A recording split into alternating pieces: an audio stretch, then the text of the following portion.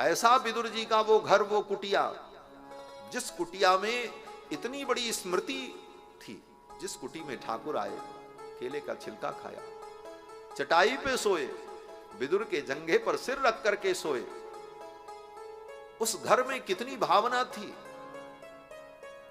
इससे बड़ा संस्मरण विदुर के जीवन में क्या हो। जहां उनकी ये अद्भुत स्मृतियां थीं, उस घर को छोड़कर विदुर जी चले गए। ये तात्पर्य, ये बड़ा भाव में प्रसंग है। धन संपत्ति तो घर में बहुत हो, बड़ी बड़ी साज सज्जा हो, सोने चांदी के दरवाजे चौखट बने हों, उसे छोड़ देना सरल है, लेकिन जिसके घर में गोविंद पधारे और भगवान से जुड़ी हुई स्मृतियां जहां हों, उस स्थान को छोड़ देना यह साधारण त्याग नहीं। श्री सुखदेव जी कहते हैं, छत्रावनम प्रविष्टेन त्यक्त्वा स्वगृहम रिद्धिमत्। ऐसे अपने गृह को विदुर जी छोड़ के चल पड़े जंगल के लिए। भगवान की जो स्मृतियां हैं वह भी भक्तों के लिए बड़ी महत्वपूर्ण होती है। रामायण में देखो, जब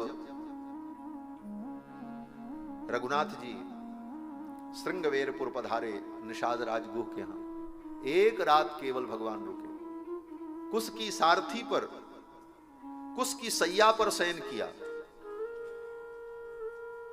और जहां बैठ करके उन्होंने संध्या वंदन किया, जिस कुश की सैया पर सोए, जिस कुश के बंडल को तकिया बनाया, भगवान जब दूसरे दिन श्री सीतारामचंद्र जी वहां से विदा हुए, तो वहां पर जानकी जी के आंचल के कुछ स्वर्ण बिंदु, सितारे, सलमा सितारा जो साड़ियों में जड़ा जाता है, कुछ टूट करके गिर गए थे, जहां तहां पड़े थे।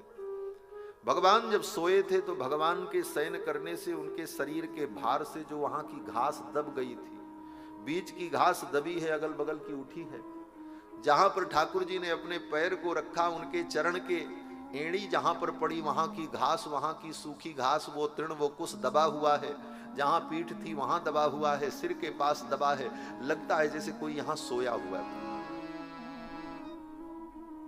भगवान के चले जाने के बाद उन स्मृतियों को निषाद राजगुह ने जीवंत रखा, अपने सैकड़ों सेवकों को लगा दिया, सावधान हो जाओ, एक वायु का भी यहां प्रवेश न हो, कि वायु के प्रभाव से एक तृण भी उड़ करके इधर उधर न हो। ये मेरे ठाकुर की, मेरे आराध्य की स्मृतियां हैं, इसे जीवंत रखना है। और भगवान के चले जाने के बाद घास का बिस्तर लगा हो, हवा आएगी, सब उड़ जाएगा, इधर से उधर हो जाएगा, सारी स्मृतियां नष्ट हो जाएंगी। लेकिन उन स्मृतियों को निषाद राजगुह ने बड़े प्यार से सजो करके रखा। और भगवान जब वन में चले गए, चित्रकूट पहुंच गए, सुमंत जी लौट करके अयोध्या आए, दशरथ जी का मरण हुआ, दूत लोग गए भरत जी को बुलाने के लिए, 7 दिन दूतों को जाने में लगा, फिर 7 दिन भरत जी को आने में लगा, फिर 13 दिनों तक दशरथ जी का श्राद्धादि कर्म संपन्न हुआ।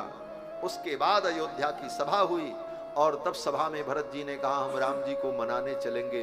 तब भरत जी चले। कितने दिनों बाद? बोले राम जी के जाने के लगभग 1.5 महीने बाद। और जब भरत जी श्रृंगवेरपुर पहुंचे, निषाद राजगुह से मिले, तो निषाद राजगुह ने जब उन स्थलों को दिखाया, रघुनाथ जी ने यहां शयन किया, भरत जी ने देखा कि जैसे अभी अभी कोई सो करके यहां से उठा, वो स्मृतियां यथावत जीवंत बनी रही। ये भक्त का आदर्श है। भरत जी ने निषाद राजगुह को गले से लगा लिया, मित्र तुम बड़े सौभाग्यशाली हो, तुम्हें ये अवसर मिला प्रभु की सेवा का, और तुम्हारी इतनी उदात्त भावना, मेरे आराध्य की इन स्मृतियों को तुमने जीवंत रखा। ये कह करके भरत जी ने निषाद राजगुह को बड़ा साधुवाद दिया।